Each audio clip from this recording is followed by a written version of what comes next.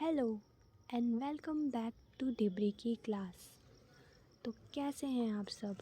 I hope सब मज़े में होंगे, अच्छा कर रहे होंगे और यहाँ तक की क्लासेस आपको समझ आ रही होंगी। मैं ऐसा मान के चल रही हूँ कि मेरी तरीक़ों से जो मैं याद कर रही हूँ जैसे वैसे आपको भी समझ आ रहा होगा और याद भी हो जा रहा होगा। तो आगे बढ़ते हैं और आज का पार्ट स्टार्ट करते हैं। Let's see. तो आज का टॉपिक स्टार्ट करने से पहले हम देख लेते हैं कल का टॉपिक जो था हमारा नेशनल डायनेस्टीज़ वाला। तो नेशनल डायनेस्टी का पूरा पार्ट हमारा कल ख़त्म हो गया था।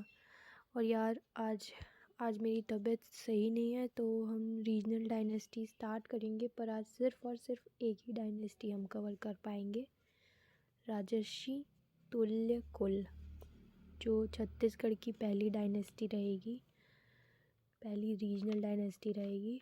पर उसको स्टार्ट करने से पहले हम देख लेते हैं जो हमने नेशनल डायनेस्टीज़ देखी थी उसका एक रीकैप देख लेते हैं कि क्या मतलब नेशनल डायनेस्टीज़ में क्या था। तो नेशनल डायनेस्टी हम क्यों देख रहे थे कि हम उन्हीं डायनेस्टी को देख रहे हैं, राष्ट्रीय डायनेस्टीज़ को देखेंगे क्योंकि उनका इम्पैक्ट कहीं ना कहीं हमारे छत्तीसगढ़ में रहा होगा, तभी हम उन डायनेस्टीज़ के बारे में पढ़ रहे थे। ऐसे तो बहुत सारी डायनेस्टीज़ रही होंगी, लेकिन बहुत सारी नेशनल डायनेस्टीज़ रही होंगी, लेकिन हमने उनमें से सिर्फ कुछ कुछ डायनेस्टीज़ ही देखी।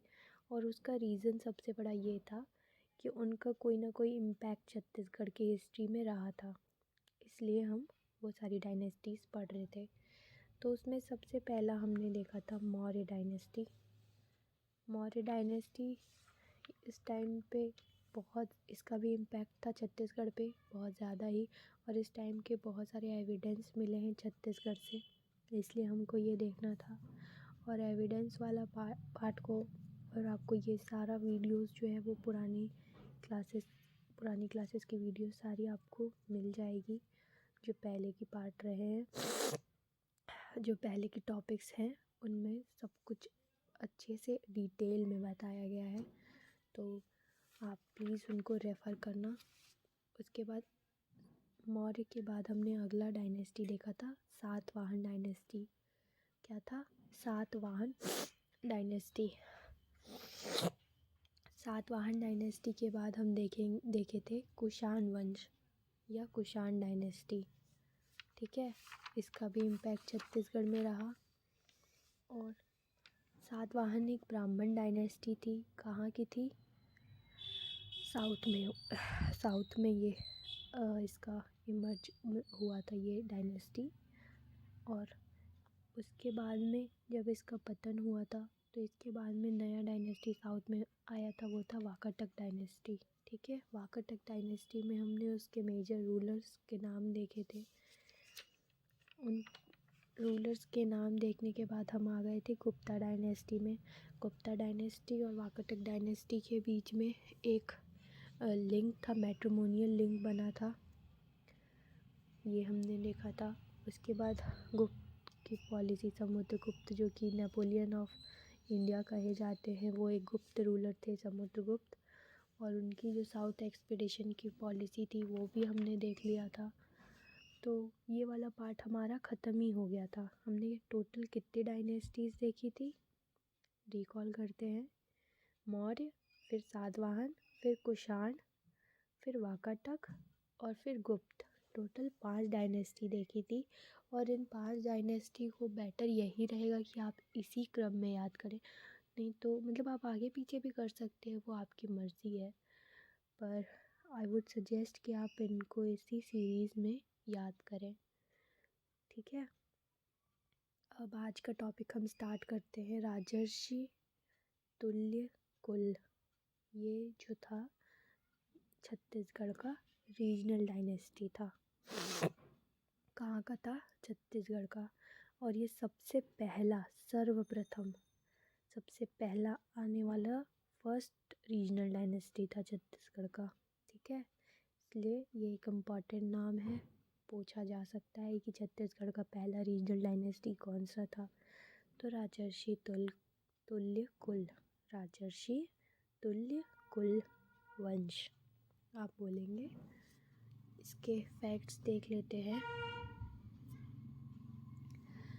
तो इसके फैक्ट्स को हम पहले पढ़ेंगे और फिर समझेंगे, ठीक है। एक बार मैं पढ़ लेती हूँ फिर आपको बताती हूँ। राजर्षि तुल्य कुल नाम था। उसके बाद इट वॉज द, ये इज़ नहीं होगा, ये वॉज होगा। It was the first regional dynasty of Chhattisgarh. The one and only source of information about this dynasty is Arang copper plate. Apart from Arang copper plate, no information is obtained about this dynasty anywhere. This copper plate was issued by the last ruler of this dynasty, Bhim Sen. Since the copper plate was issued from Arang, that's why it can be concluded their capital might have been Arang. तो भाई हम इसमें देखते हैं कि जो इसका नाम क्या था, राजर्षि तुल्य कुल, राजर्षि तुल्य कुल ये नाम था ना। आप इसको साथ में ही पढ़ेंगे, मैंने अलग लिखा है इसलिए ताकि आपको समझ में आए, प्रोनाउंसिएशन करने में कोई प्रॉब्लम ना हो। तो ये राजर्षि तुल्य है, राजर्षि तुल्य, ना कि राजर्षि फिर तुल्य, अलग अलग नहीं है, एक ही में है, ठीक है।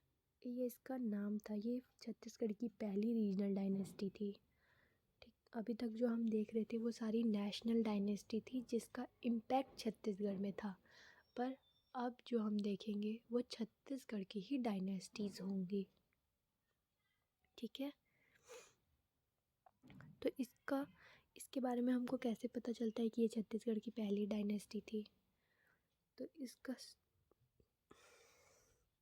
केवल और केवल एकमात्र जो इन्फॉर्मेशन का सोर्स है जिससे हमको ये पता चलता है, इस डायनेस्टी के बारे में पता चलता है, वो है आरंग कॉपर प्लेट।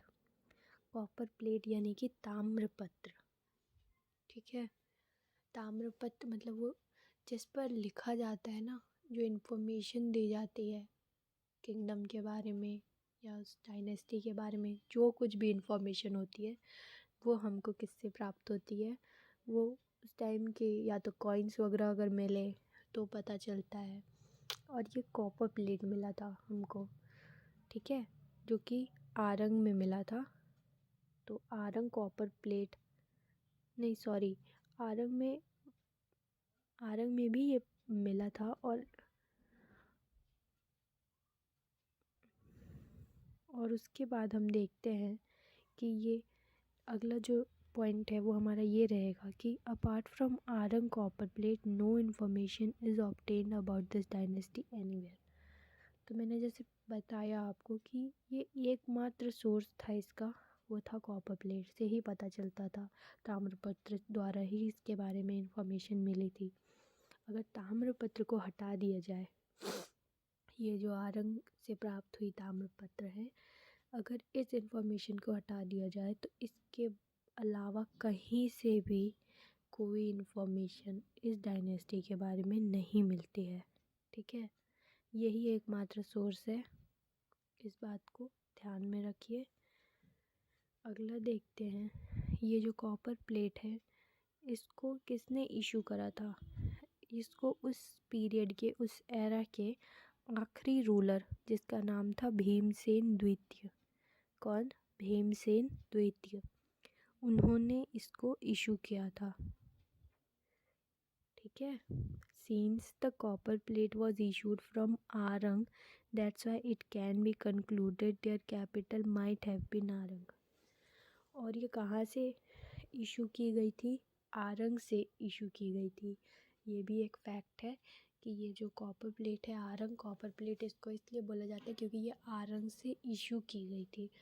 और क्योंकि ये आरंग से ही इशू की गई थी इसीलिए हम ऐसा बोल सकते हैं कि इनका जो कैपिटल रहा होगा वो कैपिटल आरंग ही रहा होगा। अब इस बात की तो कोई, मैंने बताया ना, कॉपर प्लेट के अलावा कोई भी सोर्स ऑफ इंफॉर्मेशन हमारे पास है ही नहीं, तो इसलिए हम ये मान के चल रहे हैं कि आरंग कॉपर प्लेट क्योंकि आरंग से इशू किया गया था भीमसेन सेकंड के द्वारा, तो आरंग ही उसका राजधानी रहा होगा उस समय का। अब नेक्स्ट देखते हैं।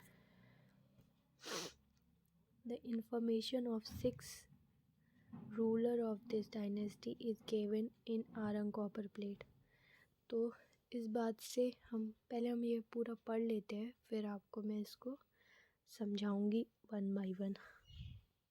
The information of 6 ruler of this dynasty is given in Arang copper plate.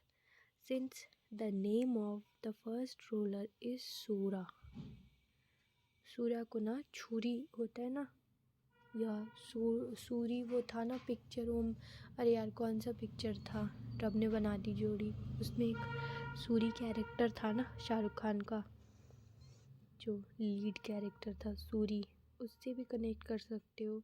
नहीं तो छुरा जो होता है चाकू छुरी वाला छुरा, उससे कनेक्ट कर लेना, जैसी मर्जी पड़े उससे कर लो, उससे स्टोरी बना लेना, इसलिए इसको Sura dynasty.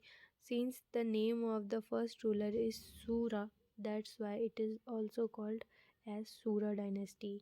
Issued from the coast of Suvarna river, capital Arang, state emblem lion. Other information, this copper plate has mentioned about the charity Bhimsen II donated village named Bhattapati Vattapallika Bhattapalli to two Brahmins named Hariswami and Vapaswami। ठीक है, अब हम एक एक करके सारे information को देखते जाते हैं, देख लेते हैं कि क्या क्या है। तो जो फर्स्ट हमारा पॉइंट है उससे हमको 2 चीज़ें पता चलता है। ठीक है, the information of 6 ruler of this dynasty is given in the copper plate. क्या 2 चीज़ें पता चल रही हैं कि पहली बात तो कॉपर प्लेट में क्या इन्फॉर्मेशन था उनके रूलर्स के बारे में।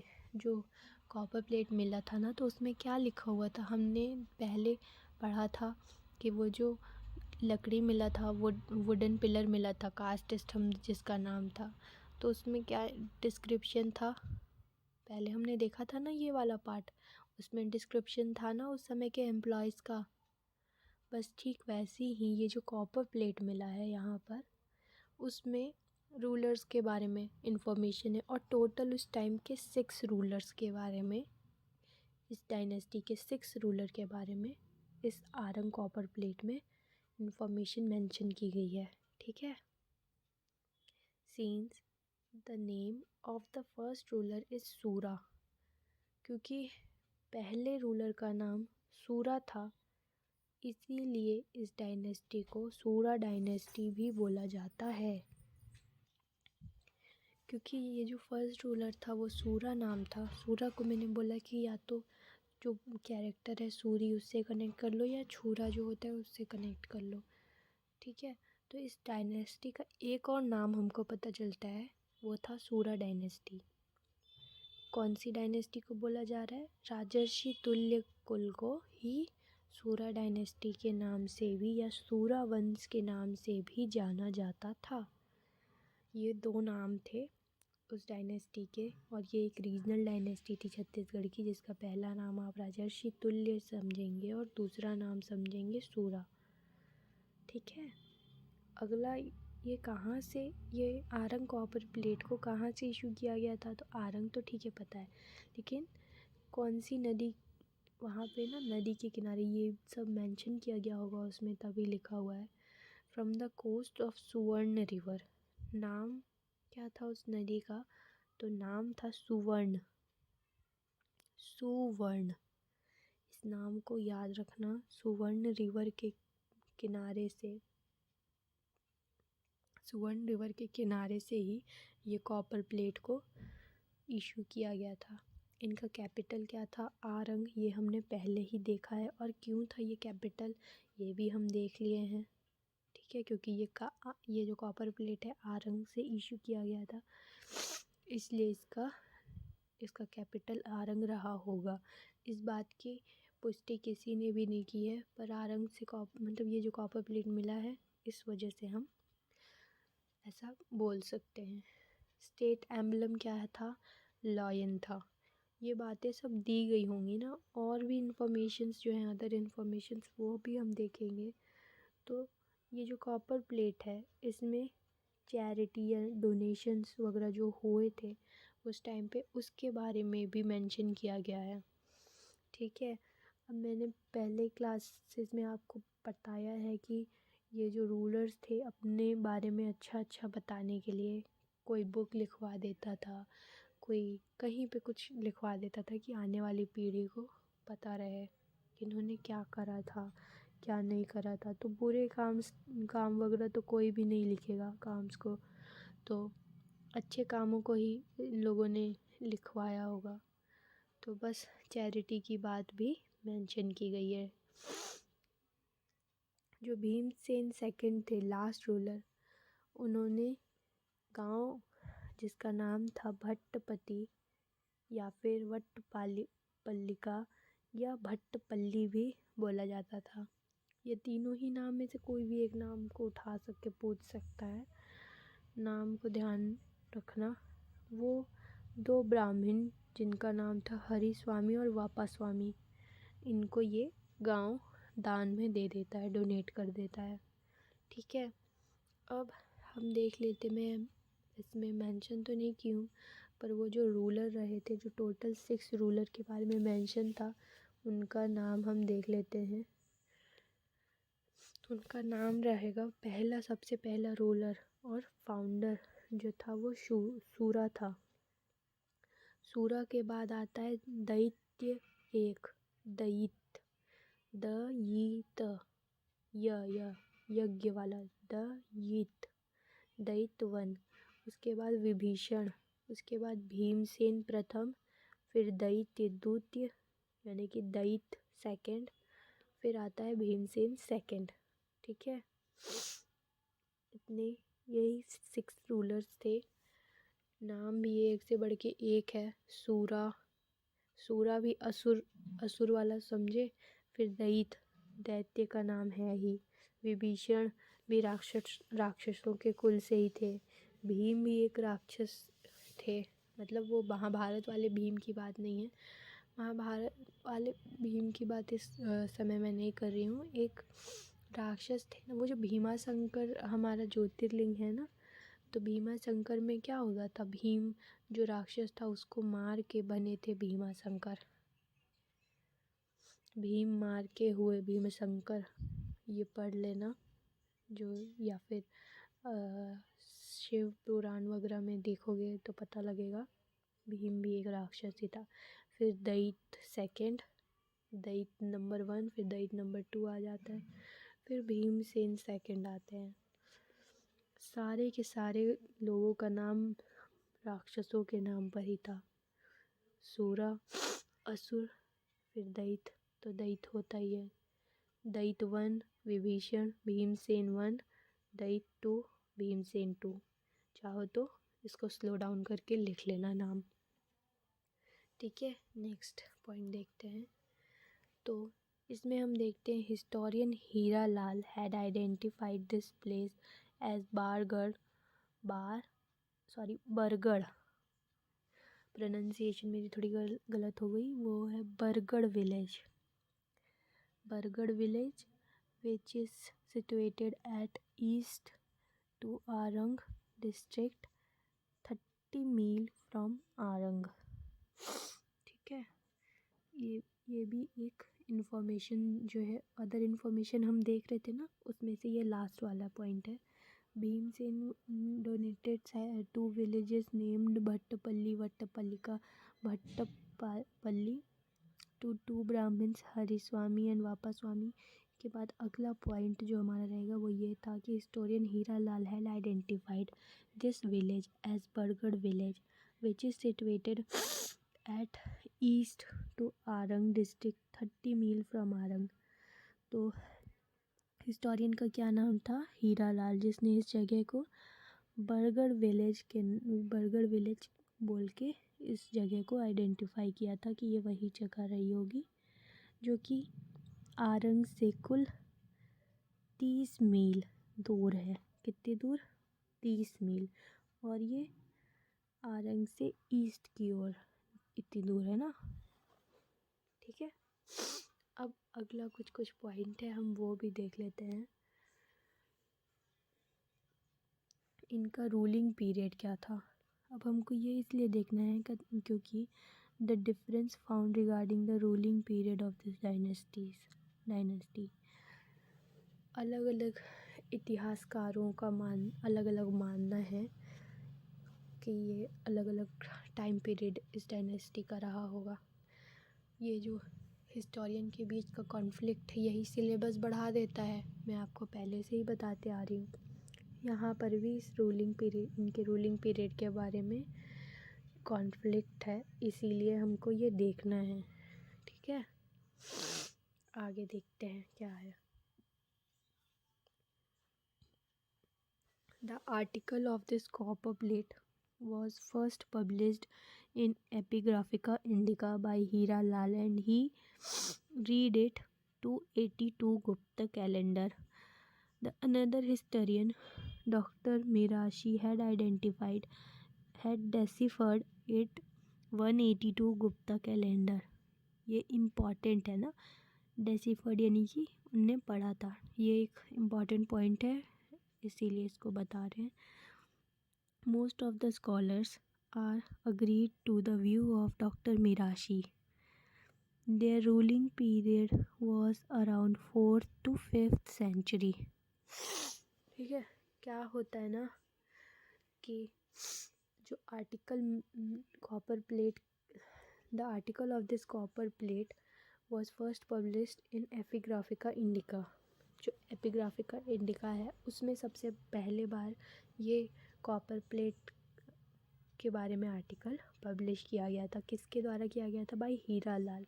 और इन्होंने इस चीज़ को 282 गुप्ता कैलेंडर पढ़ा था। हीरा लाल ने ही इनको 282 गुप्ता कैलेंडर पढ़ा था। तो जो दूसरे हिस्टोरियन थे, क्या नाम था? डॉक्टर मीराशी ने इस पीरियड को 182 गुप्ता कैलेंडर पढ़ा था। और बहुत सारे जो कि विद्वान हैं, बहुत सारे और विद्वान स्कॉलर्स, वो डॉक्टर मिराशी के इस पॉइंट ऑफ व्यू से सहमत हैं। वो इस पॉइंट को मतलब उनका ये मानना है कि डॉक्टर मिराशी जिन्होंने ये बोला कि 182 गुप्ता कैलेंडर था वो सही है।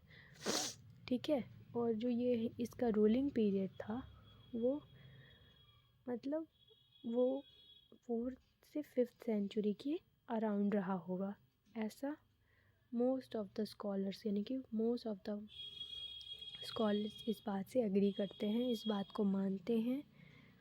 बहुत सारे विद्वानों का यही मत है। तो मान लो कि अगर ये 182 रहेगा, 182 गुप्ता कैलेंडर रहेगा, तो ये 4th सेंचुरी की बात है। और अगर ये 282 रहेगा तो ये 5th सेंचुरी की बात है। अब ये कॉन्फ्लिक्ट उठा क्यों?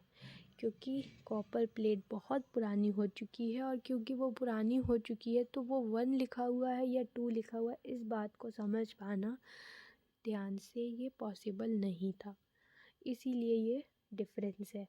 तो मान लो कि अगर 182 हम मान के चलेंगे तो वो 4th सेंचुरी की बात है, और 282 मान के चलेंगे यानी 5th सेंचुरी की बात है। तो अब डायरेक्टली ये बोल सकते हो कि ये 4th से 5th सेंचुरी तक इनका रूलिंग पीरियड रहा होगा। Their ruling period was around 4th to 5th century, ये आप कह सकते हो अब। लेकिन इस बात को समझने के बाद में ही आप ऐसा बोल सकते हो ना, पहले आप ऐसे बोलोगे तो नहीं पता लगेगा ना। सिर्फ ये नहीं बोल सकते कि 4th सेंचुरी ही होगा या 5th सेंचुरी ही होगा। तो ये बात तो प्रूफ हो गई कि 4th 5th सेंचुरी के अराउंड इनका रूलिंग पीरियड था। और ये लोग गुप्ता कैलेंडर मान रहे थे ना।